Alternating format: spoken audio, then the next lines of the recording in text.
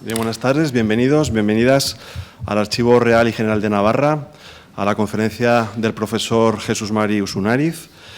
Una conferencia, bueno, pues muy esperada, muy demandada, muy deseada, como se puede ver por la expectación que ha creado entre el público, y luego un ponente cuya presencia, bueno, pues es obligada en esta institución. Jesús Mari Usunariz es doctor en Historia, es catedrático de Historia Moderna en la Universidad de Navarra.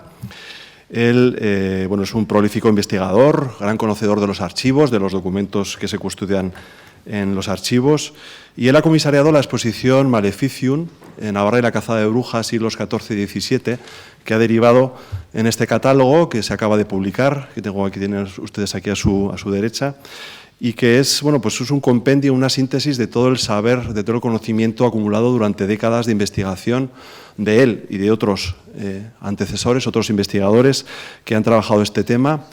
Diríamos que no se puede decir la reflexión definitiva, porque eso en historia no se puede decir, pero sí que es una reflexión actualizada, completa, y que, bueno, que les animo a leerla. Está disponible en las bibliotecas, en las librerías, este catálogo que se titula como la exposición Maleficium. Y bueno, y este compromiso del archivo con estas cuestiones, ya saben que el Archivo de Navarra es el archivo por antonomasia en todo lo relativo al estudio de la brujería en Navarra.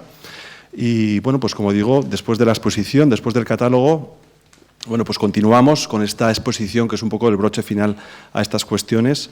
Jesús Mari ha querido compartir con nosotros, no va a venir a hablar de su libro, me parece, aunque tiene libertad para hablar de lo que crea conveniente, pero sí que quiere compartir con nosotros sus últimas investigaciones en torno a lo que es el concepto de aquelarre, desde el punto de vista de lo que eran los aquelarres y a la idea que tenemos hoy en día sobre estas cuestiones. Aquí simplemente yo agradecerle su presencia y su dedicación a estas cuestiones y a este archivo, a ustedes, por supuesto, también su asistencia, y yo creo que, bueno, todos queremos escuchar al ponente, así que cuando quieras, Jesús Mari. Bien, pues muchas gracias. ¿Se escucha bien? ¿Sí? Yo quisiera, en primer lugar, agradecer al Archivo General de Navarra, a Félix Segura, por la amabilidad en invitarme a dar esta charla. Una charla que, además, como bien dice, no se va a centrar en el libro Maleficium, sino en una investigación que estoy llevando ahora a cabo en torno a cómo ha evolucionado el concepto del aquelarre, cómo se ha construido a partir de ahí una imagen de la bruja, la imagen de la bruja que hoy tenemos en nuestra tierra, o las imágenes de la bruja que hoy tenemos en nuestra tierra, y cómo ha sido su evolución. Y me gustaría también que el acto sirviese de homenaje al recientemente fallecido Gustav Henningsen, uno de los expertos en historia de la brujería y experto en la caza de brujas de Zugarramurdi, que nos dejaba hace unas pocas semanas. Bien, en primer lugar me gustaría hablar de las brujas como secta diabólica y el protagonismo del aquelarre. Me estoy refiriendo a los siglos XIV, XV, XVI y XVII. Fue Miquel Azurmendi el primero en advertir, a partir de criterios lingüísticos y antropológicos, que la palabra aquelarre, en vasco aquelarre, de áquer, macho cabrío, y larre, prado, nunca había existido como tal, en el sentido de junto de brujas, hasta el siglo XVII. Incluso se le dio una fecha de creación por parte de Gustav Henningsen, que fue el 22 de mayo de 1609, tal y como aparece en una carta de los inquisidores de Logroño al Consejo de la Suprema Inquisición. Es decir, que el término, según nuestras investigaciones, el término aquelarre fue ni más ni menos que una invención erudita de los propios inquisidores, probablemente del inquisidor Valle Alvarado, uno de los principales responsables de la caza de 1609-1612. La historia de la aquelarre y la Inquisición nos da lugar a ver que el máximo responsable de arrancar a los reos la palabra aquelarre fue este Valle Alvarado, una palabra que, según Azurmendi y Henningsen, él mismo habría inventado, que lo utilizó en los interrogatorios para corroborar la existencia de una secta demoníaca en el norte de Navarra. Con ello, el inquisidor, se nos dice, buscaba artificialmente un término paralelo al que ya se utilizaba en francés, como l'âne du bouc o l'âne du bouc, o otro que se había utilizado ya en el siglo XIV, en 1370, que es boquelane, el dialecto gascón, que hablaba precisamente de la presencia de un personaje, el demonio, en forma de macho cabrío, y que se renegaba de Dios.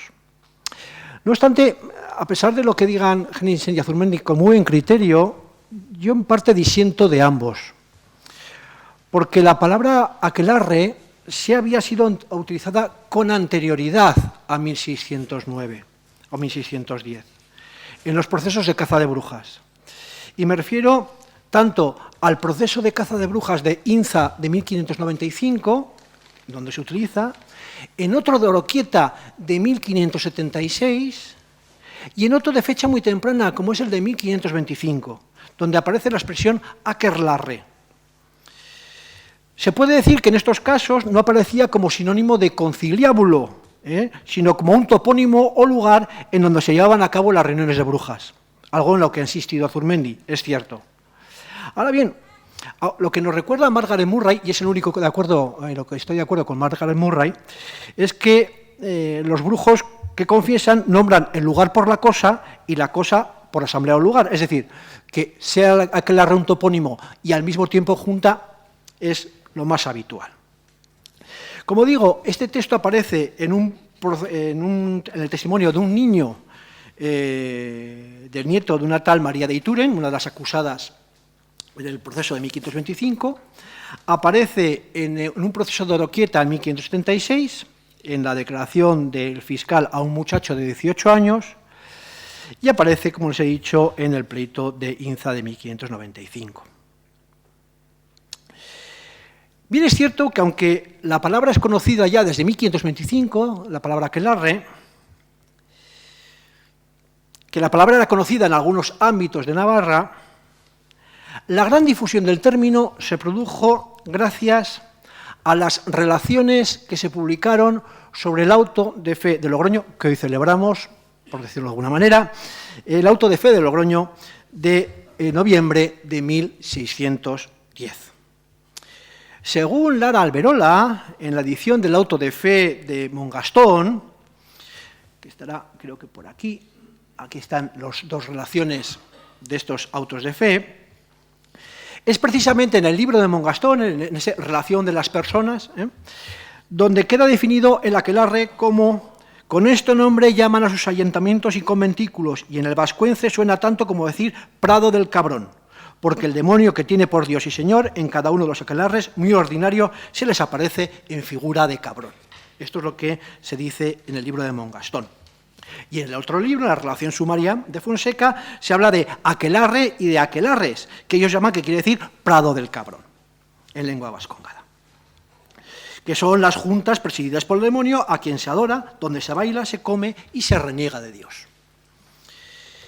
Esto fue aprovechado también por el juez labortano Pierre de Lancre, quien como perseguidor de brujas y muy conocedor del proceso de Zugarramurdi, lo mencionaría en dos ocasiones en su obra de 1613, Tabla de la inconstancia de los malos, ángeles y demonios, y quedaría reflejado en el famoso grabado de Ciarco, incluido en sus páginas. Un grabado donde se recogen todos los tópicos de la brujería hasta ese momento.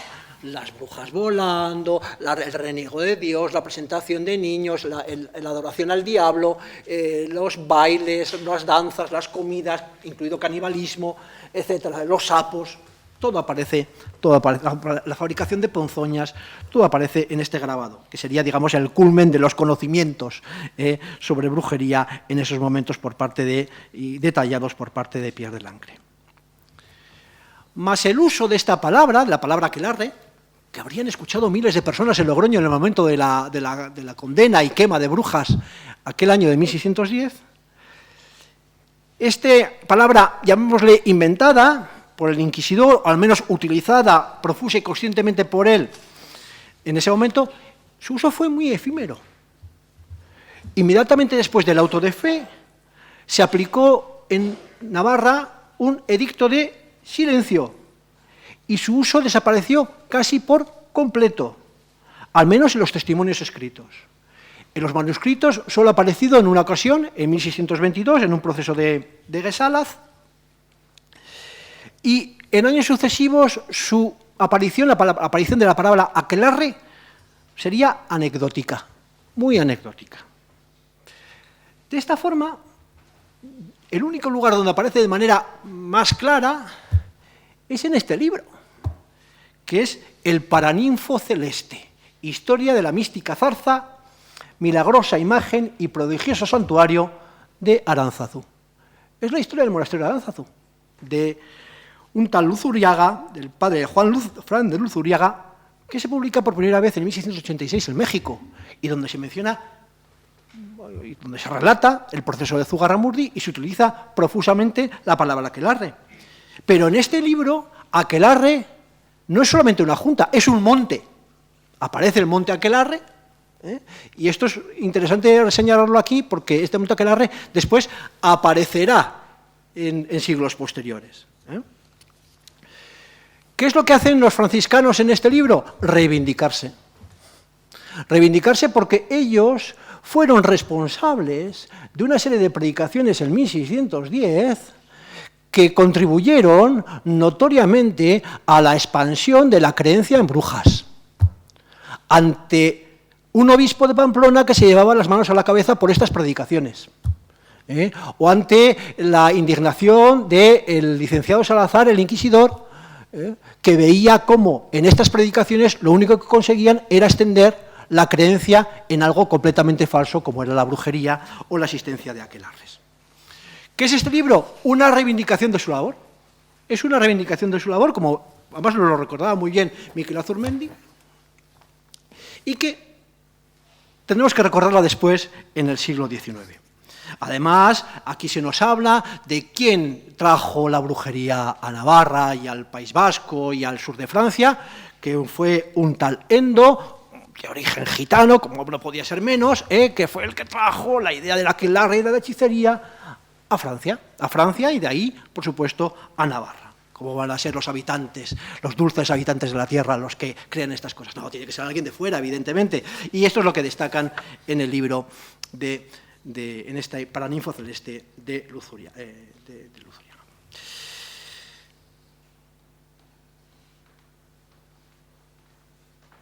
El término aquelarre, a partir de estos momentos, deja de ser utilizado. No hay, que yo haya encontrado, ni una sola publicación a lo largo del siglo XVIII que utilice la palabra aquelarre. La ley del silencio impuesta por la Inquisición en el siglo XVII parece ser que se llega a cumplir.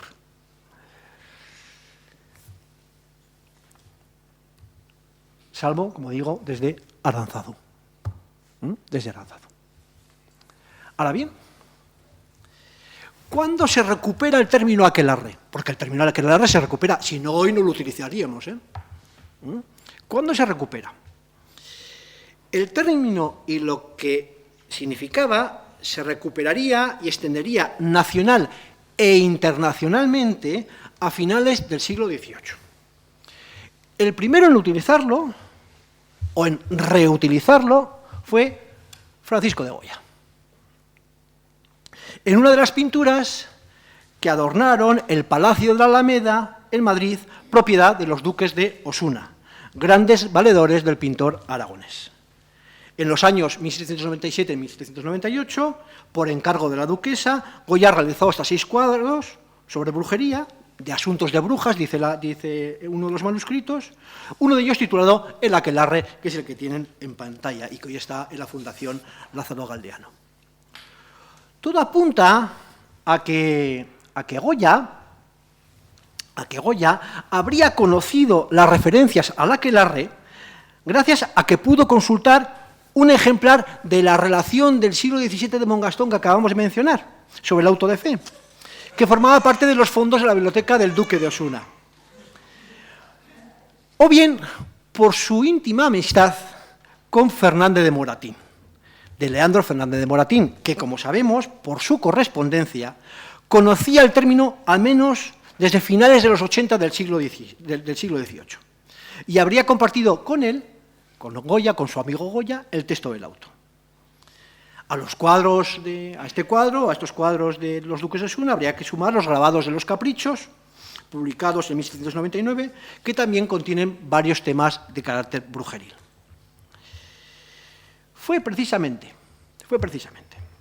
la reedición de la relación del auto de fe de Montgastón, publicada en 1611, que reedita Leandro Fernández de Moratín y que tuvo sucesivas reediciones a lo largo del siglo XIX, lo que un autor ha denominado esta relación como un documental cinematográfico del siglo XVII, cuando el conocimiento y uso de la palabra aquelarre se hace o se convierte en algo exponencial. A lo largo del texto, de este texto de la relación, el término aquelarre aparece ni más ni menos que 43 veces, 3 de ellas mencionadas en sus notas por el propio Leandro Fernández de Moratín. Así pues, esta reedición, que se plantea, hay que recordarlo, como un ejercicio de crítica y de cuestionamiento del antiguo régimen, es la que dio a conocer el término que tanto se había difundido por los inquisidores de Logroño y que pronto había sido olvidado. Vaya Alvarado, Becerra, aquellos inquisidores de Logroño que habían utilizado la palabra aquelarre en sus interrogatorios, deberían estar agradecidos al ilustrado que los había hecho famosos 2 siglos después.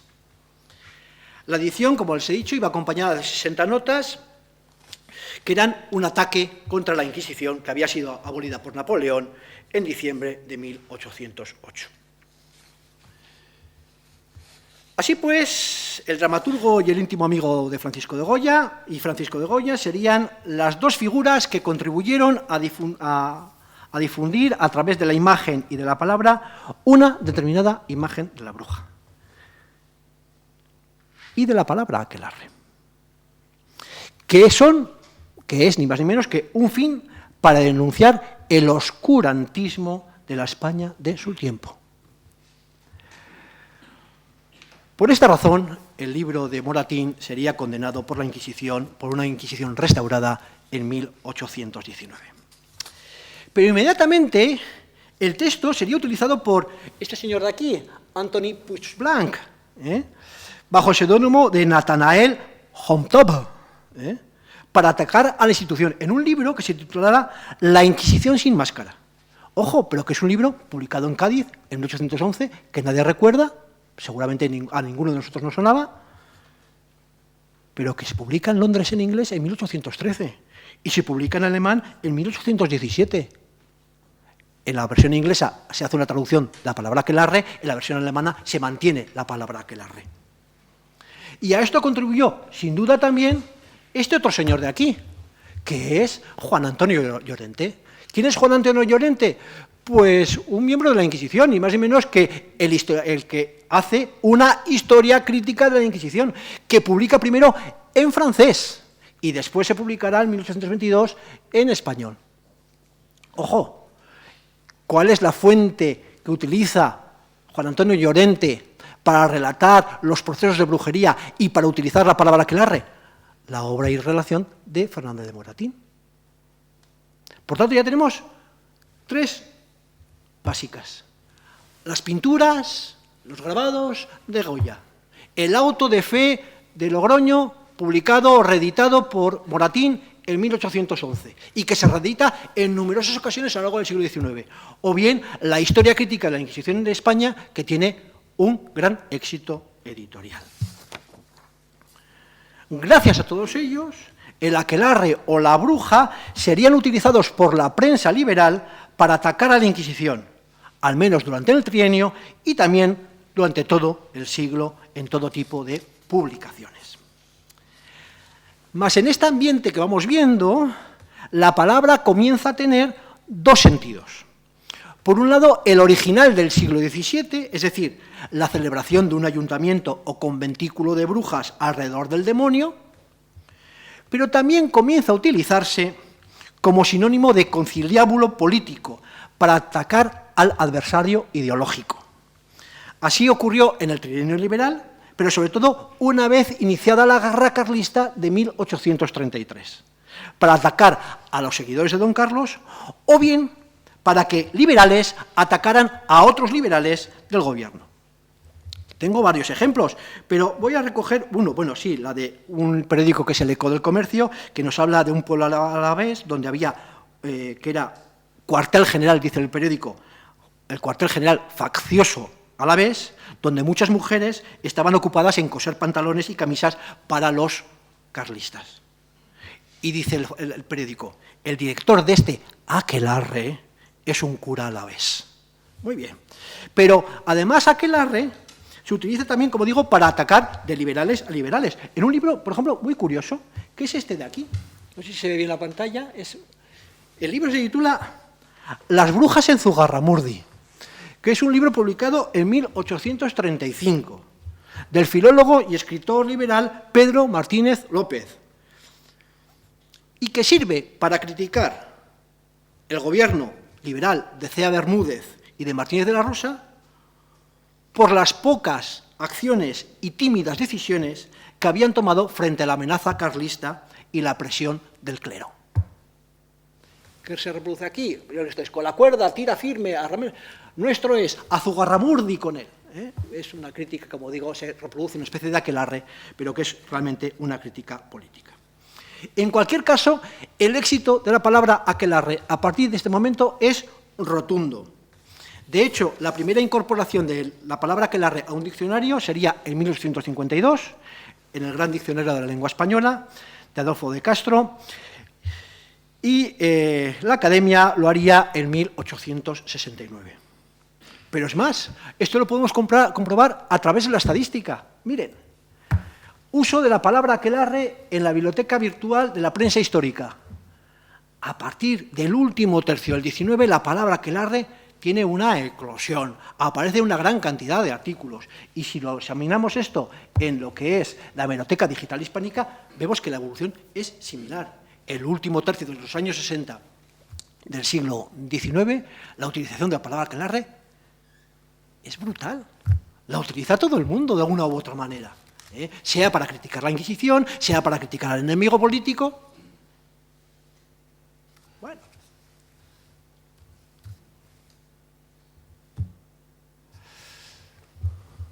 Hasta ahora, la palabra aquelarre se había utilizado gracias a la recuperación de Leandro Fernández Moratín, que a su vez era una relación del siglo XVII, la relación aprobada por los inquisidores. ¿Cuál es la otra fuente que comienza a utilizarse, sobre todo en Francia? Pierre de Lancre. Pierre de Lancre se convierte en una fuente esencial. Pierre de Lancre, que parecía que había sido olvidado, que nadie se acordaba de él, ya en el XVIII todavía se mencionaba en la historia de las imaginaciones extravagantes. Pero en el siglo XIX aparecerá Pierre de Lancre como fuente sobre las brujas y el aquelarre. Es verdad que no utilizan la palabra aquelarre, sino la palabra más francesa de sabbat, en numerosas publicaciones. Y se hace también famoso en inglés. ¿Por qué? Porque alguien que conocerán todos ustedes, que es Sir Walter Scott, el de Ivanhoe, publica unas cartas de demonología y brujería donde menciona el aquelarre y menciona a Pierre de Lancre como fuente fundamental. Ya tenemos la difusión nacional e internacional.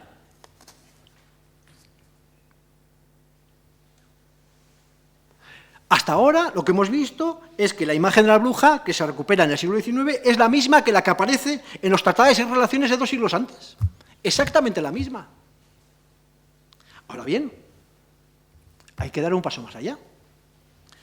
Lo que había servido en sus orígenes como un ataque a la Inquisición, la palabra poco a poco comienza a convertirse también en un ataque, o se comienza a utilizar en el ámbito de la dialéctica política, da un paso más, con su incorporación temática en cuentos y leyendas populares, en cuentos y novelas populares, que se publican sobre todo a partir de finales de la década de los 30 del siglo XIX. Es verdad que el tema de la brujería es básico o es uno de los protagonistas de la novela gótica en España, pero bien es cierto que la palabra aquelarre comenzará a utilizarse fundamentalmente, como les he dicho, a finales de la década de los 30. Estamos aquí en aquelarre como cuento. En este cuento de aquí. ¿Este cuento de aquí cuál es? La bruja, que se publica en 1838 por un autor anónimo en la revista titulada Siglo XIX. Es un cuento en varias partes, solo conservamos una, y esa parte se titula, qué curioso, Aquelarre. Aquelarre. La historia transcurre, ¿cuándo? A finales de noviembre de 1609, y tiene como protagonista a un viajero que marchaba por los países limítrofes y las provincias exentas, ya sabemos dónde estamos, es decir, el País Vasco, y es una historia de amor, de celos, en donde la muchacha protagonista se ve obligada a asistir a una reunión de brujas nudistas, y en donde los principales culpables son hechos prisioneros finalmente por el Santo Oficio. Es decir, todo bajo la inspiración de Leandro Fernández de Moratín y la reedición de la relación del auto de fe. En adelante, esta voz aquelarre aparecerá en otras colecciones de cuentos, como la Redoma Encantada, o bien en La tía Marizápalos, o bien en Las brujas de Barahona, este de aquí, Las brujas de Barahona y la castellana de Arbaizal.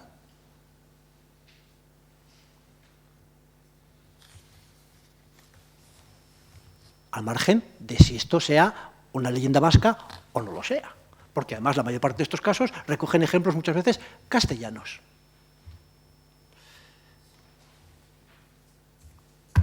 ¿Cuándo el aquelarre se convierte en leyenda vasca?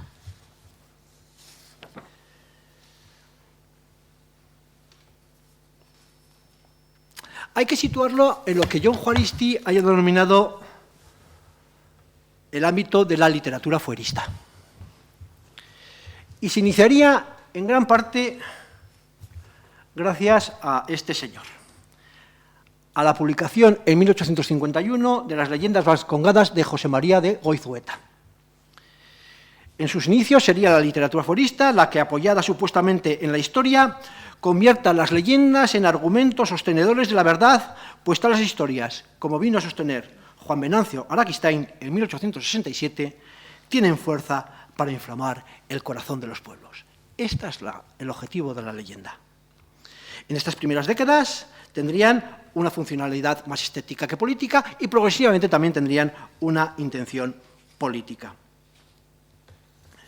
Es decir, si hasta entonces el aquelarre de las brujas se había limitado en la mayoría de las ocasiones a hacer referencia al auto de fe de la Inquisición de Logroño de 1610 y para criticar abiertamente a la institución, a mediados de siglo la palabra comienza a convertirse, a formar parte del elenco de las leyendas vascas, a la par que en el resto de España, y comienzan a publicarse, como digo, estas historias. Quien tuvo más éxito fue, desde luego, Goizueta, con al menos 5 ediciones de sus leyendas entre 1851 y 1890, además de traducciones al inglés y al portugués. Para Goizueta, además, la creencia en estos personajes mágicos, como ocurría en el norte de Europa, en Irlanda, en Escocia, los menciona él mismo, era necesaria, algo propio de pueblos virtuosos y pacíficos. Por eso, dice él, este pueblo tan parecido topográficamente a los anteriormente citados, lo es también en su inclinación a crear entes fantásticos. Así, inspirado en personajes míticos,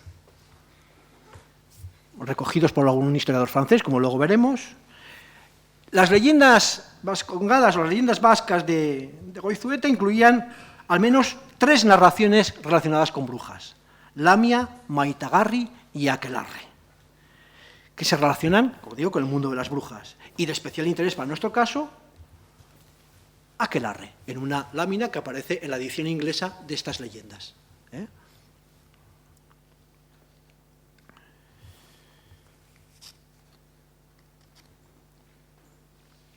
Esta leyenda, la leyenda Aquelarre, hace referencia, según el autor, a un monte aislado. ¿Nos suena lo del monte? ¿Nos suena lo del monte? A los frailes de Aránzazu. Hace referencia a un monte aislado y sombrío entre Chalar y Zugarramurdi, Una montaña maldita, y cuenta la historia de dos niños huérfanos, Izar y Lañoa. Es una historia truculenta, con aquelarres y muertes de por medio.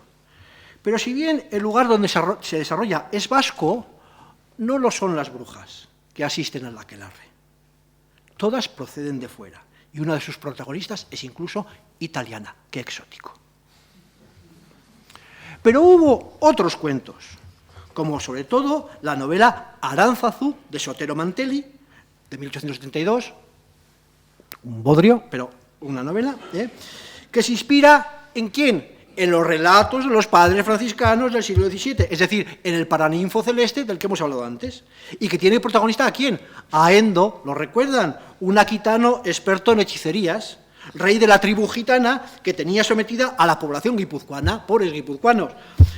Pero será un joven de sangre éuskara, curiosamente llamado Rodrigo, acogido desde niño entre la tribu, quien sea el instrumento para la regeneración de un pueblo perdido para la fe, o al menos de una parte, tras descubrir la imagen de la Virgen, Nuestra Señora de Aránzazu, que da título a una, como les he dicho, plumbea novela pretendidamente histórica.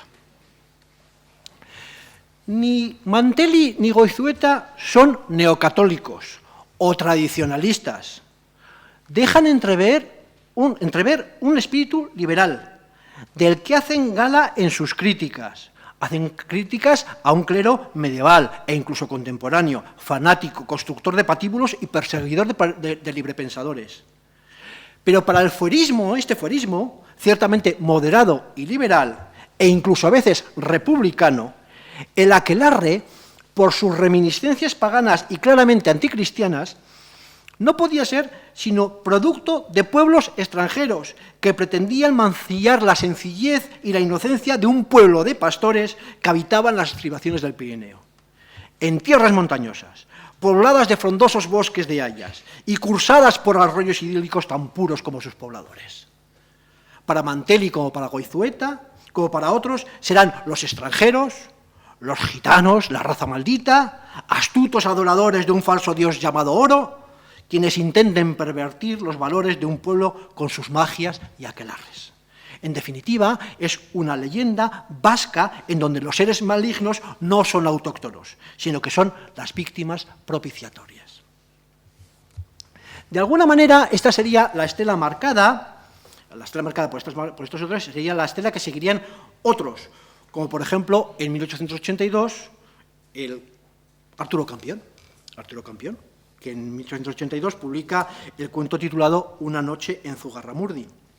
Bien, es verdad que Campión le da otra vuelta. En este cuento nos dice cuáles son sus fuentes de inspiración y nos da su propia opinión sobre los aquelarres. Pero ¿cuáles son sus fuentes de inspiración? El auto de fe de 1610, publicado por Leandro Fernández Moratín, Pierre de Lancre, ya lo hemos visto también, e incluso Gilles Michelet, de que hablaremos después, no se preocupen. En lo que se supone un importante giro, puesto que quiere dar un tono más historicista a las historias de brujas, y con una interpretación en donde, si bien mantiene su aversión hacia los rituales demoníacos descritos, sí ofrece otra dimensión.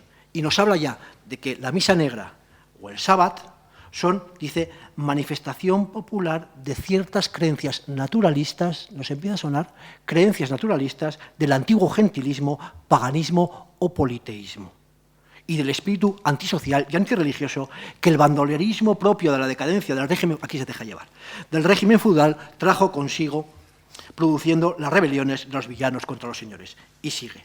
El aquelarre es una reunión de distintos lúbricos, en efecto, pero de gente perversa y desalmada, pero no cabe negar que también incluía a otro tipo de personas. Y eso sí, y acaba con la historia de la brujería éuskara, está todavía por hacer. Este tema de la brujería, lo vuelve a tratar Arturo Campión en otro cuento muy bonito, que es Garachina, tradición navarra, publicado también en la revista Euskal Herria, donde cuenta la historia de unas muchachas que van al aquelarre. Por supuesto, esta literatura de carácter forista y seguirá a finales del XIX con Vicente Arana y seguirá hasta bien entrado el siglo XX, hasta el primer tercio del siglo XX, con ni más ni menos que Julio Altadil. Ahora bien, hay que tener en cuenta otro grupo, que es el de los autores franceses, del otro lado del Pirineo. Si, como hemos visto, buena parte de la leyenda vasca peninsular es fruto de la imaginación literaria de autores como Orsueta, como Mantelli, sin embargo, en el sur de Francia nos encontramos otra corriente, y es la que tiene sus precedentes a mediados del XIX, pero otra corriente, digo, de folcloristas vasco-franceses o vinculados a los territorios vasco-franceses, que quisieron recuperar la literatura oral y llevaron a cabo una recopilación de relatos populares en los que la bruja y el aquelarre escrito con KH, en esta versión francesa, se hizo muy presente. Así aparece en las recopilaciones de cuentos de Julien Benson, de Sercan, o bien del inglés pastor anglicano en el sur de Francia, que es Wentworth Webster, donde se recogen diferentes cuentos relacionados con el mundo de la brujería y se menciona la voz aquelarre. En principio, cuentos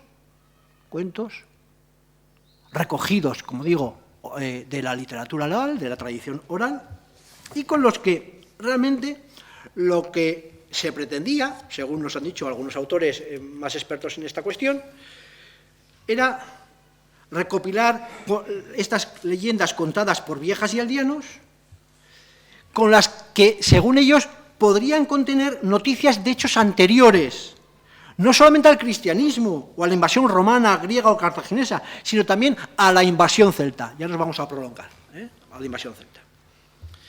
¿Por qué? Porque su intención era, la de estos autores vasco-franceses, encontrar el alma del pueblo vasco en sus cuentos, captar la esencia del que llaman ellos el más peculiar de los pueblos de Europa.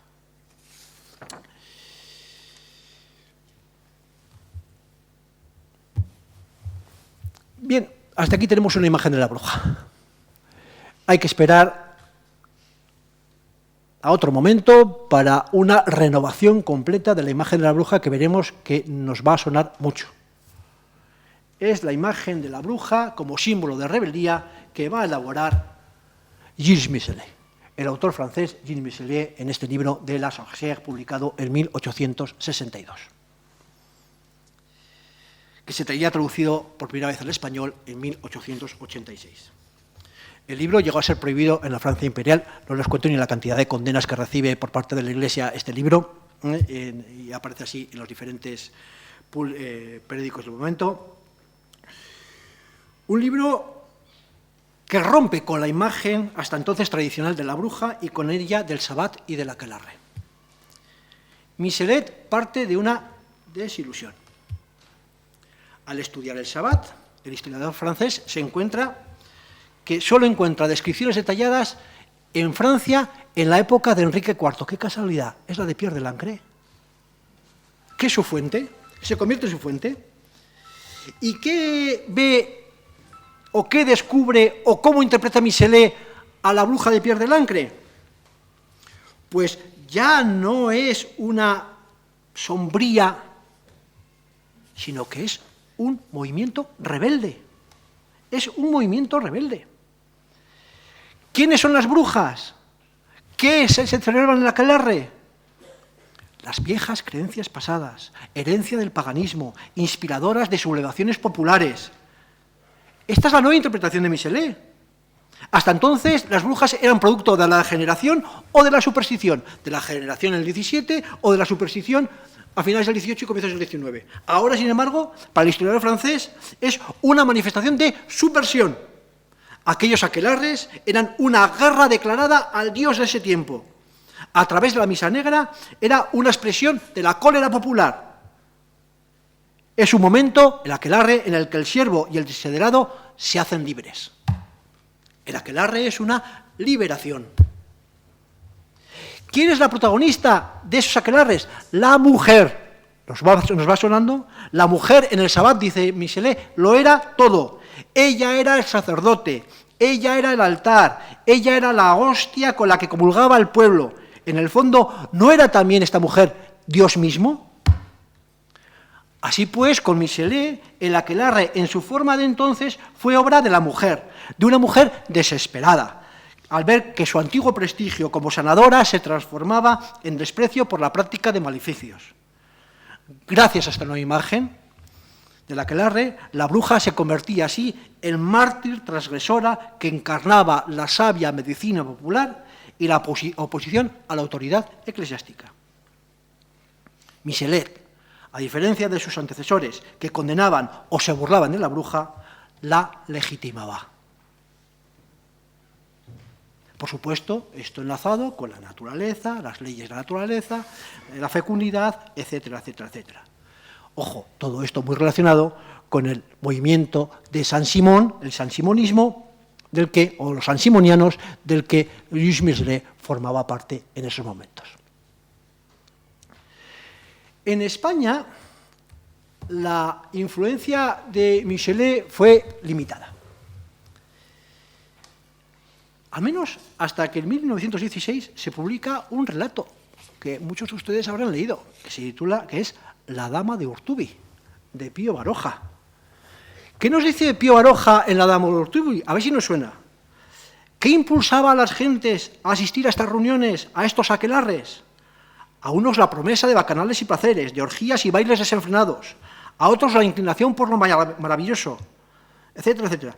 Pero quizás era el de la protesta social, el aspecto más hondo de las sectas de brujos. La brujería, que era rebelde a la Iglesia, ¿nos empieza a sonar?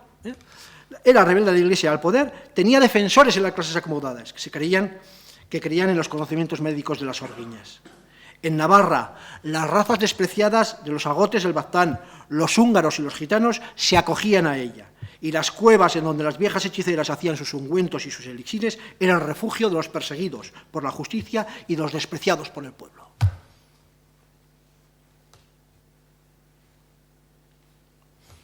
Y si esto se dice en la dama de Urtubi, vayan ustedes a la leyenda de Jaun d'Alzate. La leyenda de Jaun d'Alzate, que es las brujas y el aquelarre, son el ejemplo de la pervivencia de una vieja religión de los vascos, donde su protagonista, Jaun, cumple con los preceptos de la religión naturista de los vascos. Leo literalmente: acompaña al sacerdote, a su sacerdote, a hacer una hoguera en la cumbre de la montaña en ciertos días y baila en los claros del bosque con sus convecinos a la luz de la luna en las noches de plenilunio. La bruja y el aquelarre se convertían así, de manos de Baroja, en un elemento fundamental de la identidad vasca.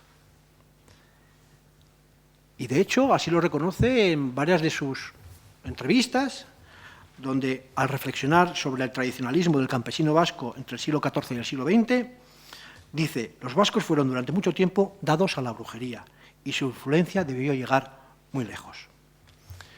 No fue el único.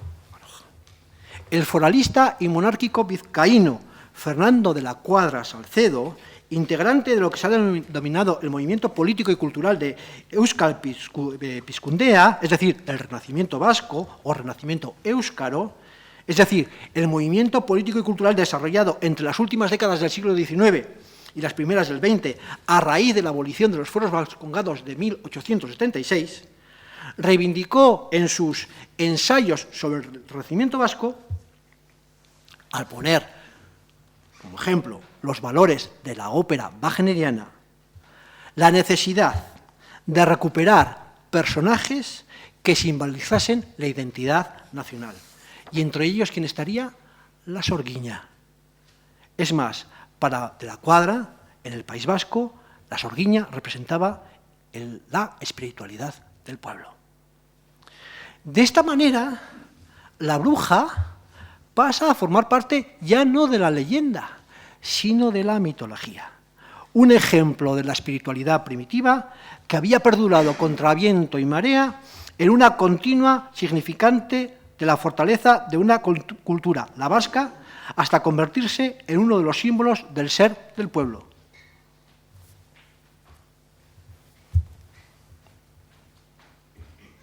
llega la afamada mitología vasca de don José Miguel de Barandiarán.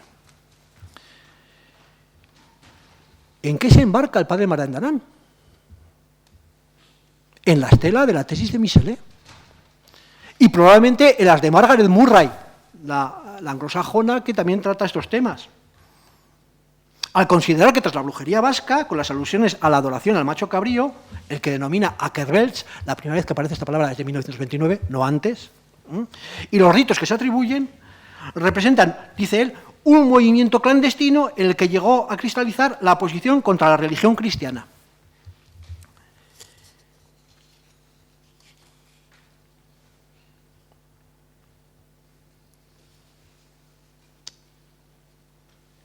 Es la herencia, la brujería, de los viejos ritos paganos de un pueblo que han perdurado con el paso de los siglos.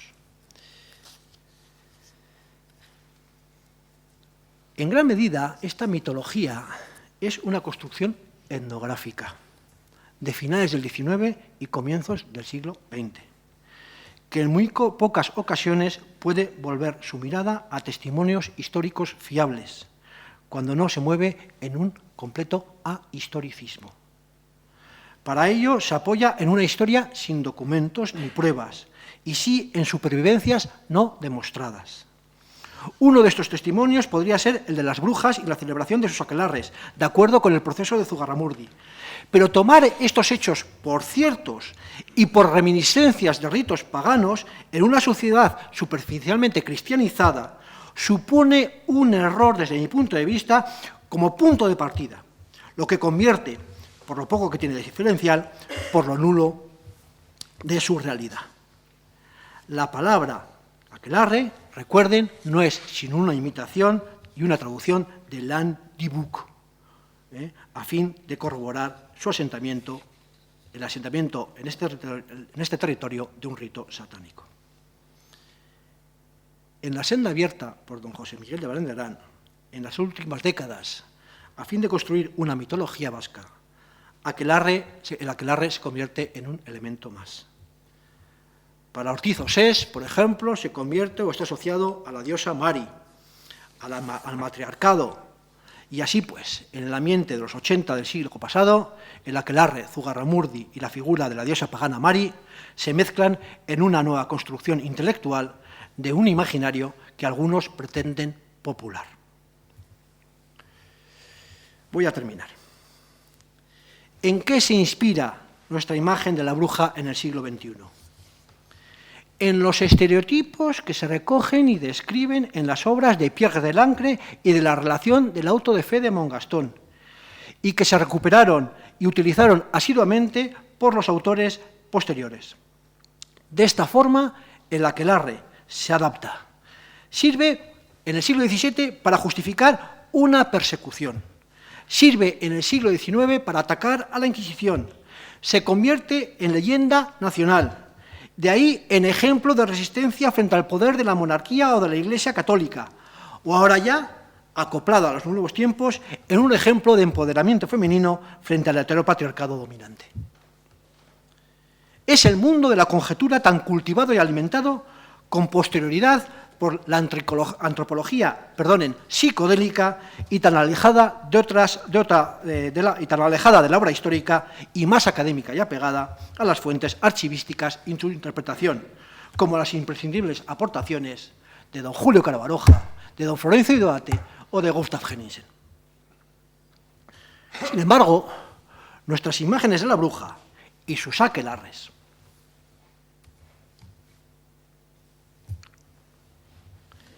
forman parte de un acervo común en toda Europa, forjado desde tiempos medievales, en los que priman los criterios de determinados jueces, teólogos e inquisidores, mezclado con determinadas creencias populares. En cualquier caso, la leyenda del aquelarre y lo que ha seguido después es una fantasía en todas sus dimensiones. La palabra, conocida popularmente como topónimo, fue difundida por la voluntad de un inquisidor, Valle Alvarado. Fue recuperado por un ilustrado anti-inquisición, Moratín, y después por Llorente. elevada a leyenda por un moderado forista como Goizueta y posteriormente por los éuskaros, y en la estela de Michelet, convertida en recreación pagana y subversiva por los 98istas, y en mitología por Barangarán y los más recientes practicantes de una antropología hermenéutica. Así pues, todo lo que rodea al aquelarre no es privativo de una cultura particular. Forma parte de una rica e incluso perversa tradición intelectual y popular europea diseñada en torno al Sabbat. De una invención nace otra invención, y así sucesivamente. Algo loable si se trata de literatura, un burdo engaño si se escribe antropología o historia. Nada tiene de auténtico. Sarta de felices falacias, en medio de las que seguimos viviendo y que siguen inspirando historias y teorías. Lo interesante, lo digno de estudio, es saber el porqué y qué intereses, espurios o no, estaban y están detrás de aquella maldita caza que afectó a la vida de miles de personas. Y sin olvidar nunca la frase y el grabado que en parte inspiró la exposición y el libro Maleficium. El sueño de la razón ha producido, produce y producirá monstruos. Muchas gracias.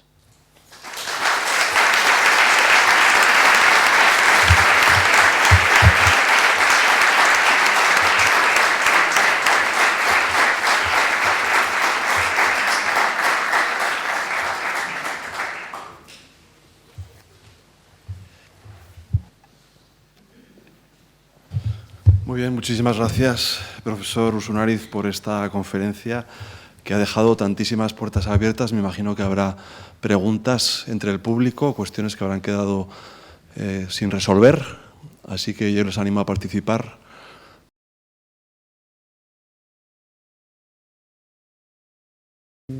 Sí, pero ¿sabes? Sí, perdón, está relacionado, en efecto, con el mundo judío, o se intenta relacionar con el mundo judaico, sí, claro, sí. Ya en época medieval, en época medieval.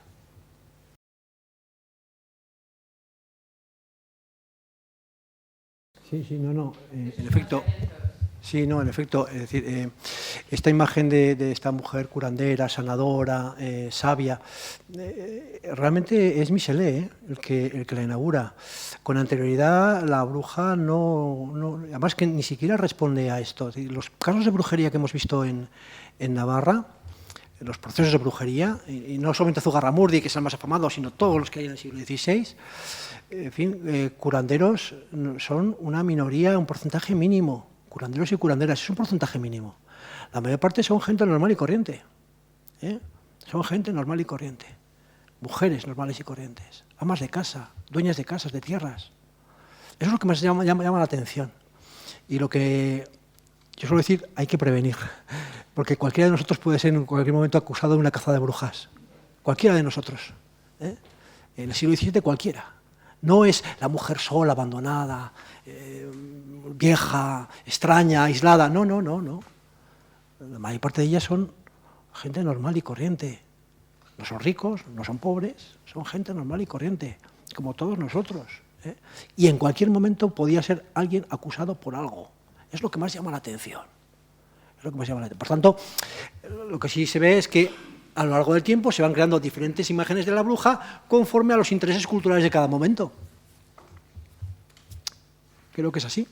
La bruja herética, sectaria de la época medieval y sobre todo de época moderna, la bruja como elemento supersticioso, que es lo que quería explicar en esta conferencia, o esta bruja nueva, moderna y rebelde, que son las diferentes imágenes que hoy todavía perduran.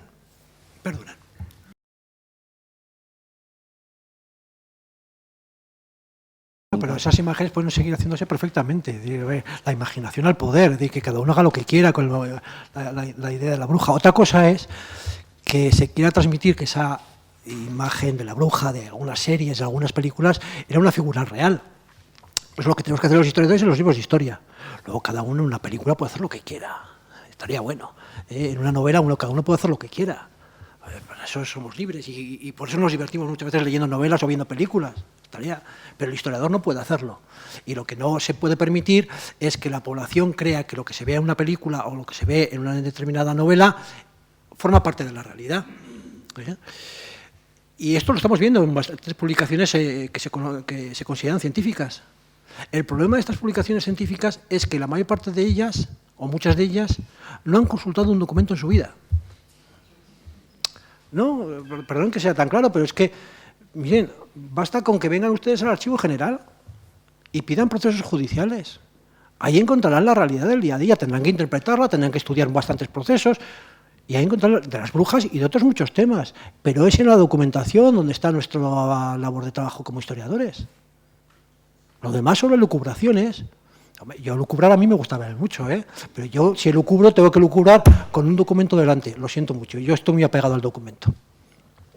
Me tengo que pegar a un documento que tengo que interpretar, que no me basta con uno, tengo que coger 2, 3, 4, 100, para llegar a una idea más o menos fija y para no caer en estereotipos.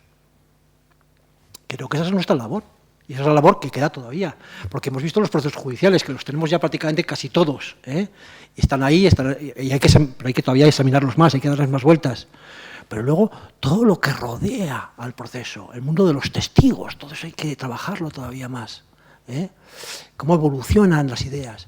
Y contestar preguntas que yo todavía no encuentro respuesta. Es decir, ¿por qué una persona, una mujer, un hombre, a veces sin presión, sin tormento, se declaran brujos y brujas? ¿Por qué? Es que a veces no llego a entenderlo, sabiendo además el peligro que se corre en el siglo XVII, que es el peligro de la hoguera, o de la cárcel, o del destierro. ¿Por qué se declaran? En algún caso sabemos lo que hay detrás, hay esas presiones, esas luchas locales, pero en otros casos no sabemos por qué. ¿Qué hay detrás? ¿Por qué se crean los niños cuando hacen declaraciones contra las brujas? ¿Ustedes creerían, bueno, sí, creerían a algún niño de 6, 7, 8 años que dice auténticas barbaridades sobre su vecina? Dirán ustedes, no lo creemos. Sí, alguno de ustedes lo creería. Sí, sí. El problema es que en el siglo XVII también se lo crea algún juez. Y los utilizan como testigos. Claro, y eso es un desastre.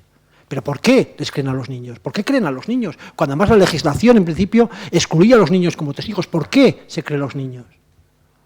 Son temas que son interrogantes que igual no los podemos responder desde la historia, sino que tenemos que acudir a la psicología o a la psiquiatría o otras fuentes que serían muy interesantes.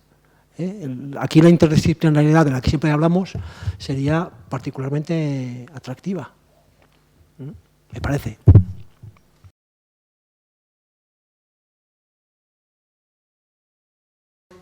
No, pero la segunda parte que acaba de decir de su intervención es que es así. Es decir, ¿qué sabemos? A mí me sorprende cuando tenemos las relaciones de testigos, que son riquísimos los testigos de un proceso judicial, como bien saben muchos los presentes. ¿Quiénes son esos testigos? ¿Cuál es su vida? ¿Por qué declaran? ¿Qué relaciones existen entre ellos? Todo eso es lo que hay que averiguar, porque en esta reconstrucción a veces muy local, seguramente de estas reconstrucciones locales podamos encontrar atisbos de verdad, sin caer en las generalidades. Cuando hablo de mentiras, igual me he dejado llevar, pero es cierto, ¿no? Lo que ocurre es que muchas veces, miren, es que a partir de la leyenda de Goizueta, de las leyendas de Goizueta, es que se han construido trabajos históricos. Y es una leyenda de Goizueta. Bastan con que vayan a Zugarramurdi y ver las cuevas, El Infernuco Reca, que aparece ahora indicado en los carteles, ¿dónde nace por primera vez? En el cuento de Goizueta. La cueva de Zugarramurdi, ¿a que sí? ¿Todos han estado casi todos en la cueva de Zugarramurdi? ¿A que sí? La primera vez que se menciona como cueva de las brujas es en 1868 por Julio Nombela. Con anterioridad nadie sabía que eso era una cueva de brujas. Un periodista que dice, bueno, pues hace una crónica muy bonita sobre Zugarramurdi y habla de la cueva de las brujas. Y luego llegan unos geólogos a finales del 19, a comienzos del 20, creo recordar, y por supuesto lo mencionan como la cueva de las brujas. Ya está. Y así sucesivamente. Por eso hablaba de mentiras o de cómo hacemos de realidad lo que son realmente. Ojo, que son historias estupendas, son muy bonitas. Yo es que eso no lo niego, la belleza de estas historias, de estas leyendas. Pero claro, de ahí a convertirlas en historia, pues no. La historia es una cosa y la leyenda es otra. Otra cosa es que a nosotros nos interesa la leyenda como historiadores para investigar lo que hay detrás. Pero la leyenda es leyenda y la historia es historia.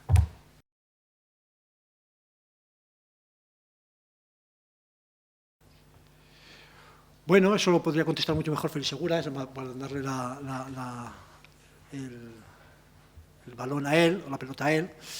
Pero bueno, mire, es que buena parte de las atribuciones que se dan a las brujas en los siglos XIV y XV, por ejemplo, el beso nefando, el beso en el trasero al diablo, ya se achacaba a la herejía de los cátaros con anterioridad, y luego se achaca a las brujas. Es decir, veo que este tipo de tópicos se aplican al que se considera enemigo, al herético, sea este cátaro, sea después una secta inventada de brujas. Pero sí hay esas relaciones, existen, me refiero.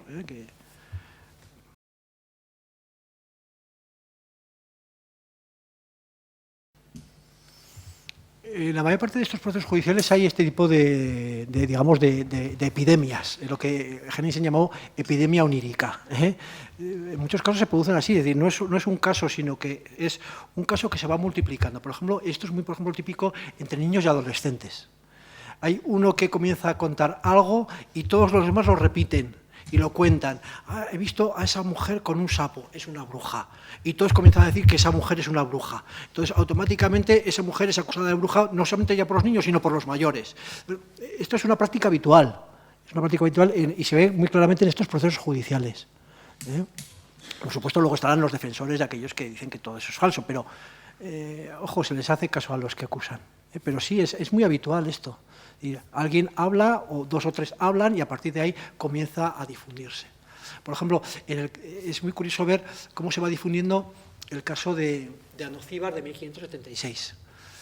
Hay dos niños, yo siempre me acuerdo de ellos porque son Miguelico y Martinico, que acusan a su tía, que estaba la pobre muy loca, la acusan de bruja y que les llevaba a los aquelarres volando, este tipo de cosas.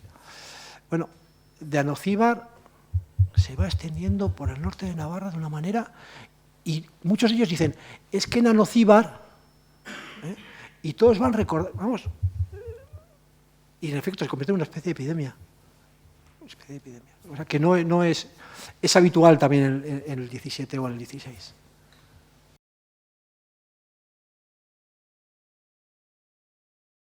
Bueno, Zugarramurdi se convierte en un referente europeo ahora, en el siglo XIX y XX, gracias a todos estos años que hemos visto, a Moratín, las publicaciones de Llorente, etc. En el 17 pues lo conocían Pierre de Lancre y nosotros. Por supuesto, es un caso con una gran repercusión.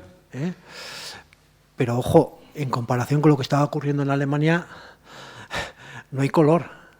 Los alemanes, o en el sur de Francia, los alemanes en estos momentos están ejecutando brujas como locos. Como locos. Miles y miles. Creo que fue en la exposición y también aparece en el libro. Son cerca de 25.000 personas las quemadas y ejecutadas en Alemania. 25.000 personas. Aquí no llegan a 2-3 centenares en España. 25.000 brujas. Eso es lo que está ocurriendo a finales del 16 y comienzos del 17. En el sur de Francia se queman cientos, miles en Escocia. En comparación, luego Zugarramurdi es un proceso, entiéndame, entre comillas, precioso para un historiador por todo lo que contiene y permite ver una dimensión sobre la caza de brujas en la Europa del momento, gracias a la documentación que tenemos magnífica, pero desde luego, cuantitativamente hablando, lo que se está produciendo en el resto de Europa es muy llamativo. Y recuerden, siempre hay que recordarlo, uno de los primeros lugares donde se acaba la caza de brujas es en España, a raíz del suceso de Zugarramurdi. Zugarramurdi, en efecto, acaba con un proceso en Logroño, pero continúa después la investigación. Y la investigación la para el licenciado Salazar. Y aplica lo que les he dicho antes de la ley del silencio. Y esto consigue frenar la caza de brujas en España. Cosa que en Alemania no se conseguirá hasta casi comienzos del siglo XVIII en algunas partes. Y en Francia a finales del siglo XVII. Y sin embargo aquí, desde los años 20-30, pues parece que la caza de brujas, al menos con la violencia en otras partes de Europa, ya se había acabado. Entonces es llamativo, sí, sí. El sentido es muy llamativo. Pero, ojo, Zugarramurdi adquiere la fama con posterioridad. Y gracias a Moratín, como ataques a la Inquisición, a la superstición, al antiguo régimen, y a partir de ahí, pues todo lo que se crea.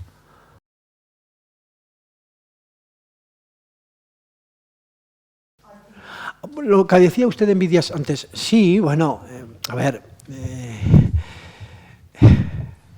muchas de estas acusaciones lo que hay es el odio vecinal de toda la vida, es el odio vecinal. ¿Cómo puedo atacar a mi vecina a la que no soporto? Es bruja. Y corro la voz de que es bruja. ¿Es falso? Claro que es falso. Pero ya todo el mundo la conoce como bruja. ¿Está? Y, oye, es que yo me quiero hacer con una casa, con unas tierras, pues, bruja. La de toda la vida, sí, sí. Perdonen que le diga, pero yo a veces se me mira que es muy pesimista, pero es que la mezquindad humana, somos muy mezquinos. Somos muy mezquinos. Podemos ser grandes personas, pero muchas veces somos muy mezquinos. Y esto se ve en el día a día, cualquiera de nosotros. ¿Y qué haríamos en una situación determinada? Ojo, mezquinos, y a veces hay otras razones. Si me deja que lo diga. Si se muere un niño, si se mueren varios niños en una localidad y nadie sabe por qué, la gente necesita respuestas. No hay microscopios, no se sabe nada de microbios, no se sabe. ¿Por qué esto? Pues por el mal de ojo, por la bruja, y ya tenemos el chivo expiatorio. También está esa vertiente de acusar a alguien de bruja para justificar o para buscar respuestas a lo que se desconoce. Y eso es algo que también se puede producir hoy, También se puede producir hoy. No estamos libres.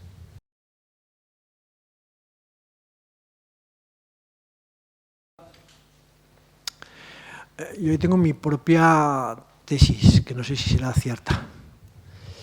Yo creo que se debe a la cercanía de Francia. A la cercanía. No, es cierto. Es decir, en el sur de Francia se producen importantes oleadas de caza de brujas. Zugarramurdi es consecuencia, por ejemplo, de la caza de brujas que se había producido antes en el Labour. Los ecos de caza de brujas que se producen a comienzos del siglo XVI seguramente son ecos de las cazas de brujas que se habían producido en el siglo XV en ultrapuertos y en la Baja Navarra. Es la influencia del sur de Francia. Del sur de Francia, que a su vez recoge desde los Alpes, norte de Italia, Alpes, y que llega por todo el sur de Francia. Yo creo que es la influencia de la frontera, la influencia del otro lado de la frontera, de los ecos que llegan del otro lado de la frontera, me parece. Ojo, también habría que ver caso por caso, Pero, por ejemplo, el caso de Zugarramurdi es muy claro. ¿Por qué se produce esto? Pues porque hasta entonces la Inquisición no había tenido el protagonismo en la caza de brujas, La Inquisición en el siglo XVI no había tenido prácticamente protagonismo en la caza de brujas. Quien persigue a las brujas en Navarra no es la Inquisición en el siglo XVI. Son los tribunales reales, Es el Consejo Real y la Corte Real, Son los tribunales navarros los que persiguen a la bruja, no la Inquisición, Pero sin embargo en el XVII sí. ¿Por qué? Porque en este caso yo creo que los inquisidores se dejan llevar por lo que está ocurriendo en Francia. Tienen correspondencia, sabemos que hay correspondencia entre ellos y Pierre de Lancre. Y se dejan llevar, y se dejan influir. Y por eso se produce. Y nosotros no vamos a ser menos. Si ellos tienen brujas, nosotros también. Y si ellos las cazan, nosotros también. Claro, luego Pierre de Lancre presumirá. La justicia francesa es mucho mejor. Hemos matado a muchas más que en España, porque los eclesiásticos en España son muy blandos. Porque lo va a decir, lo va a decir. Pero bueno, yo creo que en este caso la cercanía de la frontera influye, me parece, Lo mismo que, porque además es que esto se ve en todo el Pirineo, desde el País Vasco, Navarra, Aragón y Cataluña, es donde se producen los principales casos de brujería en toda España. Hay también alguno en Guadalajara, el caso de Barahona que hemos visto, en fin, pero fundamentalmente es ahí. ¿Por qué? Por eso. Creo yo, puede ser una de las razones, habrá otra seguramente.